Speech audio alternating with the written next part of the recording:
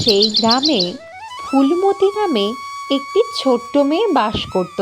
ফুলমতি তার মা এবং তার বোনের সাথে থাকতো। কি রে ফুলমতি, এখনো যে ঘরে বসে আছিস?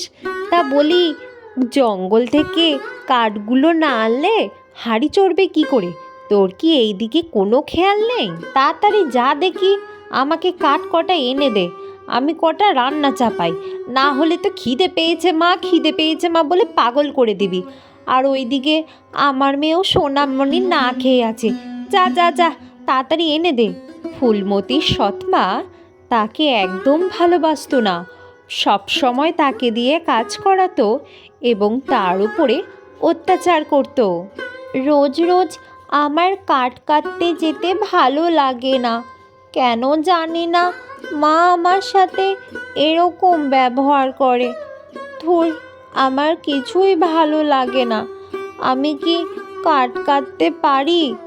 কি জানি কবে এইসব বন্ধ হবে।